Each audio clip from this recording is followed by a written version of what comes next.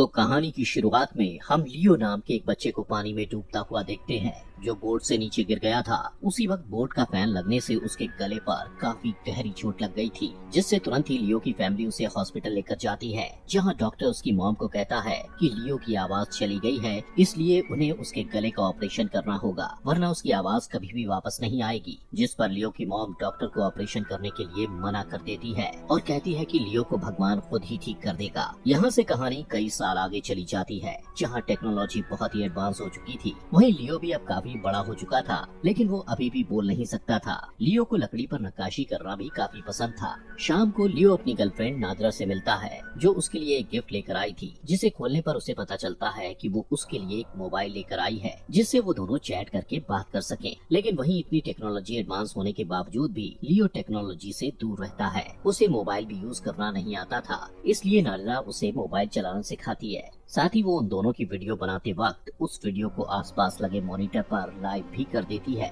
ये देखकर लियो मुस्कुराकर शर्माने लगता है। वो दोनों इस रोमांटिक मोमेंट को काफी एंजॉय करते हैं। इसके बाद वो दोनों एक स्ट्रिप क्लब में जाते हैं, जहां वो काम करते थे। लियो उस स्ट्रिप क्लब में बारटेंडर की जॉब करता था, वहीं नादरा उसी क्लब में वेट्रेस थी। लियो बार में नादरा को एक छोटी सी लकड़ी पर उसके द्वारा नक्काशी की गई स्टारफिश देता है, जिसे देखकर नादरा उसे कहती है कि अगली बार वो उसके लिए सी हॉर्स बनाए। इतना कहते हुए वो कस्टमर्स को ड्रिंक सर्व करने के लिए चली जाती है, लेकिन ड्रिंक सर्व करते वक्त सटू नाम का कस्टमर उसे एक गंदा कमेंट करता हुआ गलत तरीके से उसे छूने लगता है। तभी लुबा, जो वहीं उसी बार में काम करता था और नादरा का फ्रेंड था, वो भी ये सब देखकर नादरा को बार से बाहर ले जाता है। लुबा नादरा से पूछता है, क्या तुमने पैसों का इंतजाम किया? जिस पर वो कहती है कि अभी मेरे पास इतने पैसे नहीं हैं जितने मुझे जरूरत है, और न ही अभी तक मैंने अपने पास के बारे में लियो को बताया है। इसके बाद नादरा वापस से बार के अंदर जाकर अपना काम करने लगती है, लेकिन तभी फिर से सटू आकर उसे बैड कमेंटिंग करता हुआ गलत तरीके से छूने लग जाता है। लेकिन इस बार लियो गुस्से में सटू को गर्दन से पकड़कर बाथरूम में ले जाता है। तभी सटू का दोस्त रॉब वहाँ आकर लियो से सटू को छुड़वा लेता है, लेकिन लियो अभी भी काफी गुस्से में था, इसलिए नादरा उसे लड़ाई करने से रोकते हुए कहती है कि लियो, हमें अपनी जॉब नहीं खोनी है। इसके बाद बार के बाउंसर सटू और रॉब को वहाँ से निकाल देते हैं। वहीं नादरा को किसी निकी नाम के आदमी का कॉल आता है, जो उसे एक एड्रेस बताता है, इसलिए वो अपने हाथ पर ही उस एड्रेस को लिखने लगती है। ये देखकर लियो उसे अपना स्क्रैच पैड देता है। तभी उस बार का ओनर मैक्सिम लियो को अपने पास बुलाकर उसे वार्निंग देता है कि अगर तुमने कभी भी किसी कस्टमर से झगड़ा किया तो तुम्हें जॉब से निकाल दिया जाएगा। अब बार का काम खत्म होने के बाद लियो घर जाकर सोने की कोशिश कर रहा था, लेकिन तभी उसे बाहर से किसी के रोने की आवाज आती है, और जैसे ही वो डोर ओपन करता है तो उसे उसके घर के बाहर नादरा जमीन पर बैठी मिलती है। नादरा उसे कहती है कि मुझे तुम्हें कुछ बताना है, लेकिन लियो उसकी पूरी बात सुने बिना ही ये सोचकर काफी सैड हो जाता है कि शायद वो उसे छोड़कर किसी और के साथ जा रही है। नादरा उसे कहती है कि ऐसी बात नहीं है, मैं तुम्हें छोड़कर कभी नहीं जाना चाहूंगी, लेकिन मुझे तुम्हें कुछ इम्पोर्टेंट बात बतानी है। जिस पर लियो उसे अपने स्क्रैच पैड पर लिखकर बताता है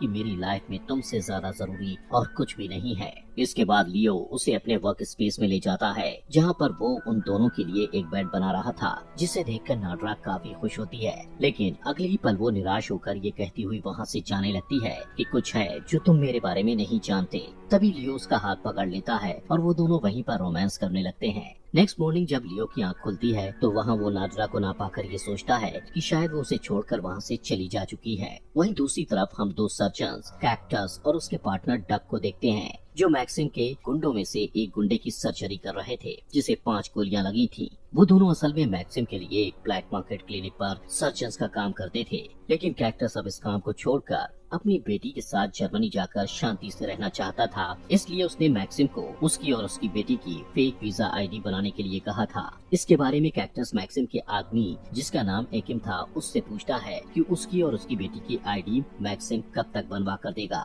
जिस पर एकिम कहता है कि 3 दिन के अंदर तुम्हें आईडी मिल जाएगी। लेकिन डक को यहाँ इस शहर में रहना पसंद था और मैक्सिम के लिए सर्जरीज का काम करने के साथ साथ वो अपना एक साइड बिजनेस भी करता था, जहाँ वो बच्चों में बॉडी पार्ट्स इम्प्लांट करने के साथ साथ उनकी साइबरनेटिक सर्जरीज भी करता था। वहीं लियो एक कॉफी शॉप पर जाकर कॉफी पीने लगता है तभी उसके पास कैक्टस आकर उसे कहता है कि जिसके साथ तुम्हारी बार में लड़ाई हुई थी वो दोनों मैक्सिम के लिए ही काम करते हैं और उनके जरिए ही मेरी बेटी के साथ मैं जर्मनी जा पाऊंगा। असल में दोनों सटू और रॉब हैकर्स थे जो लोगों के लिए फेक आईडीज बनाते थे। अब यहाँ पर कैक्टस लियो को वार्निंग देता है कि अगर अगली बार तुमने सटू और रॉब से कुछ लफड़ा किया तो तुम उस दुनिया में नहीं दिखोगे। वहीं लियो को उसकी वार्निंग से कुछ भी फर्क नहीं पड़ता और वो वहाँ से बार में अपना काम करने के लिए चला जाता है, जहाँ वो देखता है कि नादिरा बार में काम करने नहीं आई है। उसी वक्त लुबा उससे पूछता है कि नादिरा कहाँ है। तभी वहाँ बार की मैनेजर लियो को निकी से इंट्रोड्यूस करवाकर कहती है कि निकी मैक्सिम के प्रोस्टिट्यूट बिजनेस को संभालता है, इसलिए उससे कभी भी ड्रिंक के पैसे मत लेना।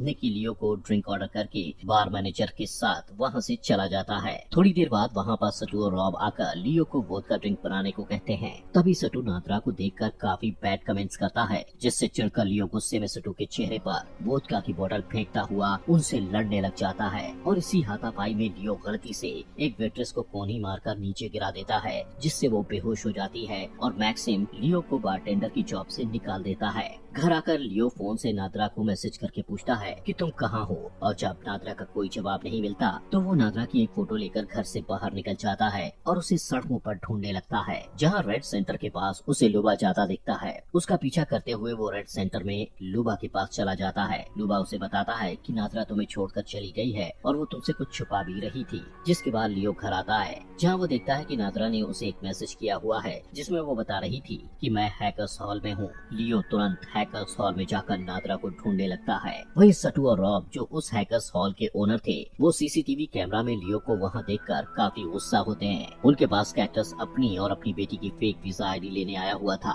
कैक्टस लियो को वहाँ देखकर तुरंत अपनी बेटी के साथ वहाँ से चला जाता है। तभी सटू और रॉब लियो के पास जाकर उसे वहाँ से जाने के लिए कहते हैं। लियो उन्हें नादिरा की फोटो दिखाता है, लेकिन वो उसे कहते हैं कि हमें नादिरा के बारे में कुछ नहीं पता और उस पर काफी गुस्सा करते हुए उसे वहाँ से जाने के लिए कहते हैं। लेकिन अचानक लियो को याद आता है कि नादिरा ने उसके स्क्रैच पैड पर कुछ लिखा था, जिससे वो तुरंत वहाँ पड़े एक चारकोल को स्क्रैच पैड पर उसी पेज पर घिसने लगता है। तभी वो देखता है कि नादिरा ने किसी ओसवाल्ड नाम के व्यक्ति का एड्रेस लिखा था। वो तुरंत ओसवाल्ड के एड्रेस पर पहुंचकर डोर नॉक करता है। ओसवाल्ड के डोर ओपन करते ही वो बिना कुछ पूछे ओसवाल्ड के घर के अंदर घुसकर नादिरा को ढूंढने लग जाता है, जहाँ उसे एक दीवार पर बहुत सारी लड़कियों की फोटोज लगी हुई मिलती हैं, जिनके साथ ओसवाल्ड रातें रंगीन कर चुका था। लेकिन उन्हीं फोटोज में लियो को एक ऐसी फोटो मिलती है जिसमें नादिरा का नाम लिखा हुआ था, लेकिन वो फोटो इतनी डार्क थी कि उसमें नादिरा का चेहरा ठीक से दिखाई नहीं दे रहा था। लियो को ऐसा करते देख ओसवाल्ड को लगता है कि लियो निकी के लिए काम करता है और आज उससे पैसे लेने उसकी जगह लियो आया है, इसलिए वो लियो को पैसे देकर कहता है कि नादिरा एक कॉल गर्ल है और मैंने उसके साथ बहुत मजे किए थे।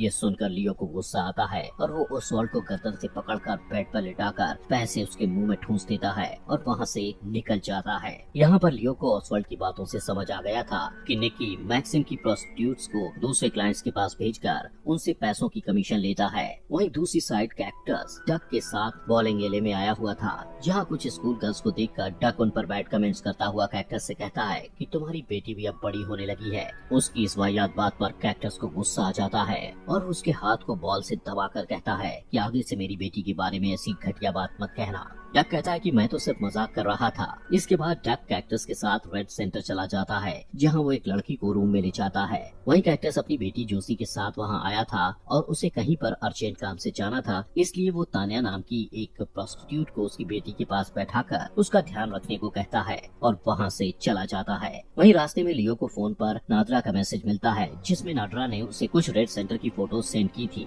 अब लियो जैसे ही रेड सेंटर पहुँचता है तो वहाँ वो निकी को देखता है, जो तान्या और कैक्टस की बेटी जोसी को टैक्सी में बैठाकर कहीं जाने लगता है। तभी लियो भी एक कार को चुराकर किसी तरीके से उसे स्टार्ट करके उनका पीछा करता है। कुछ देर बाद निकी तान्या और जोसी को एक रेस्टोरेंट लेकर जाता है। उनके पीछे पीछे लियो भी उस रेस्टोरेंट में चला जाता है। लियो देखता है कि जोसी एक स्क्रैच पैड पर एक बेयर बना रही थी, जिससे वो जोसी के पास बैठकर अपने स्क्रैच पैड पर भी कुछ ड्रॉ करने लगता है। लेकिन थोड़ी देर बाद निकी लियो को वहाँ देखकर उस पर गुस्सा करता है कि तुम यहाँ क्या कर रहे हो। निकी तान्या को कहता है कि जोसी को वहाँ से लेकर चली जाओ और वो जाने लगते हैं। तो लियो जोसी को वो ड्राइंग देता है जिसमें उसने उसके लिए एक बेयर के साथ उसका एक छोटा बेबी बेयर बनाया हुआ था। उनके जाने के बाद लियो निकी के पास आकर उसको नादिरा की फोटो दिखाता है, जिस पर निकी कहता है कि नादिरा मेरे साथ काम नहीं करती और मुझे उसके बारे में कुछ भी नहीं पता। तभी लियो से नादिरा की वो डार्क फोटो दिखाता हुआ गुस्से से इशारा करते हुए पूछता है कि नादिरा कहाँ है, जिस पर निकी को भी गुस्सा आ जाता है और वो उस रेस्टोरेंट के सिक्योरिटी गार्ड्स को कहता है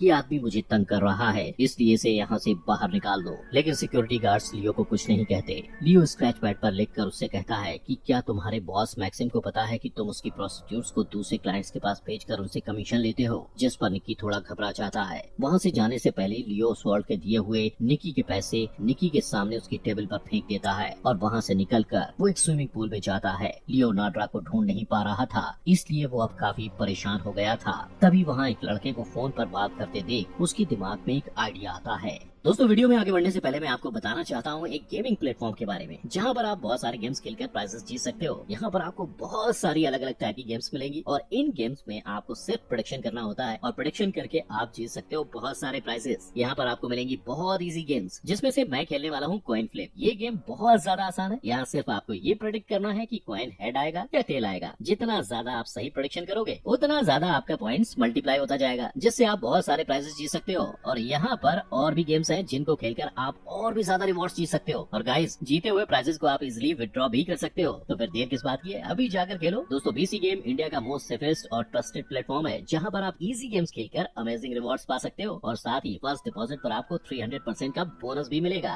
सो गाइस, पिन कमेंट में लिंक है, उस पर जाकर ज्वाइन करो और मेरा प्रोमो कोड यूज करना मत भूलना। एंड दोस्तों, फाइंड आउट करें बीसी गेम्स के बारे में। उसके दिमाग में एक आइडिया आता है। वो जल्दी से नादरा का नंबर ट्रैक करने के लिए फूड वेंडिंग मशीन के पास जाकर मशीन में नादरा का नंबर टाइप करने लगता है। लेकिन फूड वेंडिंग मशीन उसे नंबर को बोलकर बताने को कहती है, जिस पर लियो वहीं खड़े एक आदमी को जो गेम खेल रहा था उसको इशारा करके समझाता है कि मैं बोल नहीं सकता, क्या आप मेरी हेल्प करेंगे? वो आदमी नंबर को बोलकर मशीन को बता देता है, लेकिन मशीन नादरा के नंबर को ट्रैक नहीं कर पाती। लेकिन डिस्प्ले पर एक एड्रेस शो करती है। लियो उसी वक्त उस एड्रेस पर जाता है जहाँ उसे एक लेडी अपार्टमेंट पे ले जाती है। वहाँ वो अपनी विग उतार देती है, जिससे लियो को पता चलता है कि वो तो लुबा है। लियो यहाँ पर समझ जाता है कि उस डार्क फोटो में नादरा नहीं बल्कि लुबा ही था। तभी लुबा उसे बताता है कि नादरा को पैसों की बहुत जरूरत थी, इसलिए मजबूरी में मुझे और नादरा को निकी के लिए प्रोस्टिट्यूट्स का काम करना पड़ रहा था। इतना कहता हुआ लुबा गुस्से में लियो को इलेक्ट्रिक शॉक देकर वहीं बेहोश करके चला जाता है। कुछ देर बाद जब लियो को होश आता है तो वहाँ उसे ड्रोन के द्वारा उसका किया ऑर्डर मिलता है। जैसे ही वो फूड को फ्रिज में रखता है तो वहाँ उसे नादरा की मॉम का नंबर मिलता है।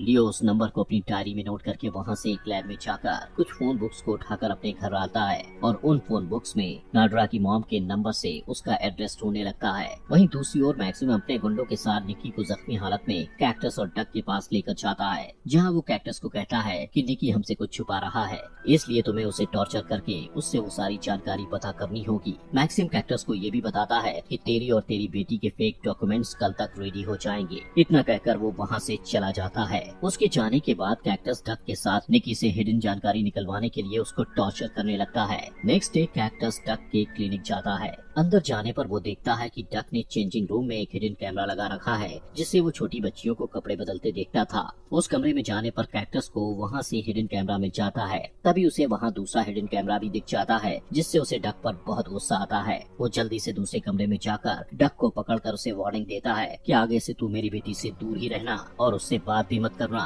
कैक्टस उससे काफी मारता हुआ कहता है कि आगे से तू अपने क्लिनिक पर कभी भी छोटी बच्चियों की सर्जरी नहीं करेगा, जिस पर डक घबराकर उसे कहता है कि मैं आगे से कभी ऐसा नहीं करूंगा। उसी वक्त कैक्टस को मैक्सिम का कॉल आता है, जो उसे कहता है कि तुम्हारे डॉक्यूमेंट्स रेडी हैं, आकर ले जाओ। जिससे कैक्टस इस बात को डक को बताता है और उसके साथ मॉल में पार्टी करने के लिए निकल जाता है। वहीं लियो को नादरा की मॉम के नंबर का एड्रेस फोन बुक पर मिल जाता है और वो तैयार होकर नादरा की मॉम के घर जाता है, जहाँ वो नादरा की मॉम को उन दोनों की वीडियो दिखाता है। नादरा की मॉम उनकी वीडियो देखकर काफी इमोशनल हो जाती है। वो रोते हुए कहती है कि तुम्हारे बारे में नादरा ने मुझे फोन पर बताया था। साथ ही वो लियो को बताने लगती है कि जोसी नादरा की ही बेटी है और कैक्टस उसका हस्बैंड है। लेकिन कैक्टस गलत कामों में लगने की वजह से नादरा को काफी टॉर्चर करता था, इसलिए नादरा पैसे जमा करके अपनी बेटी के साथ किसी दूसरे देश जाना चाहती थी। ये सब सुनकर लियो समझ जाता है कि नादरा के गायब होने के पीछे जरूर कैक्टस का ही हाथ है और उसे जो नादरा के नंबर से मैसेज आ रहे हैं वो नादरा नहीं बल्कि कोई और कर रहा है।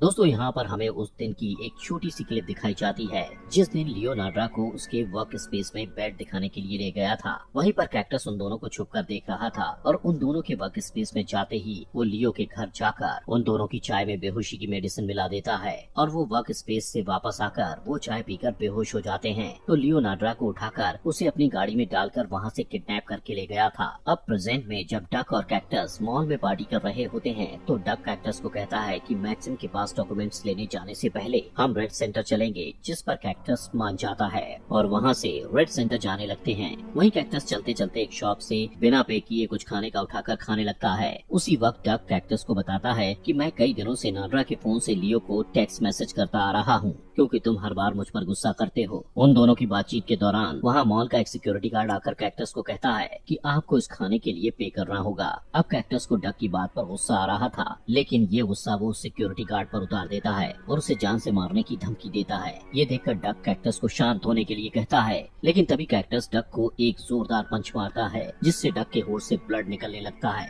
वो कैक्टस के इस बिहेवियर से काफी सैड था। वो दोनों वहाँ से रेड सेंटर जाने लगते हैं। वहीं दूसरी तरफ लियो अपने घर आकर नाड्रा के फोन पर मैसेज करके पूछता है कि कैक्टस मुझे कहाँ मिलेगा, जिसके रिप्लाई में डक लियो को बताता है कि कैक्टस मैक्सिम के बार में है। और ये देखकर लियो एक बेड बीम को उठाकर मैक्सिम के बार में जाने लगता है। वहीं डक और कैक्टस रेड सेंटर चले जाते हैं, जहाँ पर डक दो लड़कियों को रूम में ले जाता है। तभी कैक्टस को मैक्सिम की कॉल आती है और वो उससे कहता है कि अपने डॉक्यूमेंट्स ले जाओ, जिससे कैक्टस अपनी बेटी के साथ ही मैक्सिम के पास जाने के लिए निकल पड़ता है। वहीं लियो मैक्सिम की बार में पहुंच जाता है, जहां वो सबसे पहले बाहर वाले बाउंसर्स को मारता है और फिर अंदर जाकर काउंटर पर खड़े आदमियों को पीटने के बाद बार के अंदर घुसकर एक और बाउंसर को मारता है। इसके बाद वो चुपके से मैक्सिम के ऑफिस रूम में घुसकर एक स्टैचू को उठाकर उसके चेहरे पर मारकर उसे पूरी तरह से घायल कर देता है और फिर कैक्टस के डॉक्यूमेंट्स उठाकर बार में भाग जाता है। कुछ देर बाद जब कैक्टस बार में पहुंचता है तो देखता है कि सभी बाउंसर्स को किसी ने बुरी तरह से पीटा है। वो मैक्सिम के पास ऑफिस रूम में जाकर उससे पूछता है कि आखिर वहाँ क्या हुआ है। मैक्सिम बताता है कि लियो वहाँ आया था और तुम्हारे डॉक्यूमेंट्स लेकर भाग गया है, जिससे तुरंत कैक्टस समझ जाता है कि डॉक्यूमेंट से लियो को उसके घर का एड्रेस मिल चुका है और वो वहीं जा रहा है। कैक्टस तुरंत अपनी बेटी के साथ अपने घर के लिए निकल जाता है और वो डक को भी कॉल करके कहता है कि जल्दी से उसके घर पहुँचे। वहीं लियो कैक्टस के घर पहुंचकर बेड बीम से उसके घर का दरवाजा तोड़कर बेसमेंट में चला जाता है, जहां वो निकी को बंधा देखकर उसे खोलकर आजाद कर देता है। निकी उसी वक्त धीरे धीरे सीढ़ियों से ऊपर की ओर जाने लगता है। वहीं कैक्टस भी अपने घर पहुंचकर जोशी को एक रूम में ले जाकर उसे वहां छिपने के लिए कहता है और फिर उसका डोर लॉक करके अपना तेज धार वाला चाकू निकालकर चुपके से बेसमेंट में जाने लगता है। वहीं लियो बेसमेंट में एक लकड़ी का दरवाजा देखता है। उसी वक्त निकी की बॉडी बेसमेंट में गिरती है, जिसे कैक्टस ने मार दिया था। कैक्टस वहां आकर लियो की तरफ उस लकड़ी वाले दरवाजे की चाबियां फेंक कर कहता है कि वहां जाकर देखो, तुम्हारे लिए कुछ खास है। लियो दरवाजा खोलकर अंदर जाता है, जहां वो पहले फ्रिज को ओपन करता है, लेकिन वो खाली था। तभी एक कॉर्नर में उसे नाड्रा के डेड बॉडी प्लास्टिक से कवर की हुई मिलती है, जिसे देखकर वो बहुत ज्यादा उदास हो जाता है और नाड्रा की डेड बॉडी को उठाकर वहाँ से जाने लगता है। लेकिन वहीं कैक्टस उसकी बेड बीम को उठाकर उसका रास्ता रोकता है, जिससे लियो नाड्रा की बॉडी को टेबल पर रखकर कैक्टस के सामने हाथ फैलाकर खड़ा हो जाता है। यहाँ पर कैक्टस लियो को सब सच्चाई बताने लगता है कि पहले मैंने नाड्रा को किडनैप किया और फिर यहाँ बेसमेंट में ले जाकर उसकी पूरी बॉडी को प्लास्टिक से कवर कर दिया, जिससे उसे सांस लेने में दिक्कत होने लगी। साथ ही कैक्टस उससे बताता है कि मैंने उसे बहुत तड़पाया और उसे बहुत टॉर्चर किया, क्योंकि वो मेरी बेटी को मुझसे दूर ले जाना चाहती थी, इसलिए मुझे उसे मारना पड़ा। ये बताने के बाद कैक्टस लियो को बेड बीम से मारने लगता है, लेकिन लियो बेड बीम को पकड़ लेता है। तभी कैक्टस अपना चाकू निकालकर उसे मारने की कोशिश करता है, लेकिन लियो उसका चाकू पकड़कर उसकी ही तरफ मोड़कर उसके गले के आर पार कर देता है, जिससे कैक्टस के गले से ब्लड निकलने लगता है और वो धीरे धीरे मरने लगता है। वहीं लियो नाड्रा की बॉडी से प्लास्टिक कवर हटाता है और उसे देखकर जोर जोर से रोने लगता है, लेकिन बेचारे के गले से जरा सी भी आवाज नहीं निकलती। लियो नाड्रा का माथा चूमता है और रोता हुआ उसे उठाकर बाहर जाने लगता है। वो अब अंदर से काफी टूट चुका था, उसमें इतनी हिम्मत नहीं थी कि वो चल भी पाए, इसलिए वो थोड़ी दूर जाकर नाड्रा की बॉडी को अपने पास रखकर रोता हुआ फोन पर उन दोनों के प्यार भरे मोमेंट्स को देखने लगता है। वहीं उधर कैक्टस के घर पर डक पहुंचता है, जो एक कमरे में जोशी को लॉक देखता है और फिर बेसमेंट में जाने पर कैक्टस के गले में चाकू को आर पार देखकर हैरान हो जाता है, लेकिन वो उसकी मदद करने के बजाय उसे कहता है कि तुमने मेरे साथ बहुत बार बदसलूकी की है। इसलिए डक उसकी मदद किए बिना ही वहाँ से जाता हुआ स्क्रीन को उसकी तरफ मोड़ देता है, जिसमें जोशी के रूम का कैमरा लगा हुआ था। डक जोशी के रूम में जाकर जोशी को उठाकर वहाँ से निकल जाता है। ये देखकर कैक्टस समझ जाता है कि आगे जाकर डक उसकी बेटी के साथ गलत काम करेगा और उसकी वही मौत हो जाती है। वहीं डक लियो के पास जाकर उसे लात मारकर बेहोश कर देता है और फिर उसे अपनी क्लिनिक में ले जाता है, जहां उसके गले में एक इलेक्ट्रॉनिक वॉइस बॉक्स लगाने लगता है क्योंकि वो उसके मुंह से सॉरी सुनना चाहता था। उसके गले में इलेक्ट्रॉनिक वॉइस बॉक्स फिट करने के बाद वो लियो को सॉरी बोलने को कहता है क्योंकि उसने जोसी को अनाथ कर दिया था। वहीं लियो की कंडीशन काफी खराब होने की वजह से उसके मुंह से एक शब्द नहीं निकलता। ये देखकर डक गुस्से में उसे टॉर्चर करने लगता है। नेक्स्ट डे मॉर्निंग में डक लियो को गाड़ी में बैठाकर कहीं पर जाने लगता है। रास्ते में वो उसकी मुलाकात जोसी से करवाता है। थोड़ी देर बाद वो एक ब्रिज पर गाड़ी ले जाकर रोक देता है और लियो को वहाँ पर एक बेंच पर बैठाकर ब्रिज पर लगे ताले को खोल देता है। इसके बाद वो लियो को गुस्से में उठाकर उसके मुंह से कैक्टस को मारने के लिए सॉरी बोलने को कहता है। तभी लियो एक गहरी सांस लेकर डक को उठाकर पानी में कूद जाता है। पानी के अंदर लियो डक को कसकर पकड़े रखता है और वो उसे तब तक नहीं छोड़ता जब तक डक की मौत नहीं हो जाती। और जैसे ही डक मर जाता है तो लियो पानी के ऊपर आकर स्विम करने लगता है। वहीं ब्रिज के ऊपर खड़ी जोसी लियो से पूछती है कि लियो क्या तुम ठीक हो, जिसे देखकर लियो डर जाता है और उसे ब्रिज से दूर हटने का इशारा करता है। लियो उसे बोलकर बताने की कोशिश करता है, जहां पर वो पहली बार बोलता है कि जोसी ब्रिज से दूर हट जाओ। पहली बार अपनी आवाज सुनकर वो खुद भी हैरान था। तभी लियो जोसी के पास ऊपर ब्रिज पर जाता है, जहाँ पर जोसी उसे कहती है कि तुम्हारी आवाज काफी फनी है, जिस पर वो दोनों हंसने लगते हैं। लियो जोसी को कहता है कि मैं तुम्हें तुम्हारी नानी के पास ले जाऊंगा, जो तुमसे बहुत प्यार करती हैं। वहाँ से लियो जोसी के साथ एक होटल में कुछ खाने के लिए जाता है, जहाँ लियो जोसी के हाथ में एक ब्रेसलेट देखता है, जिसमें उसके द्वारा नक्काशी की गई लकड़ी के डिजाइन थे जो उसने नाडरा को दिए थे। तभी लियो जोसी को एक और सी हॉर्स वाला डिजाइन देता है जो उसने नाडरा के लिए बनाया था और यहीं पर ये अमेजिंग मूवी खत्म हो जाती है।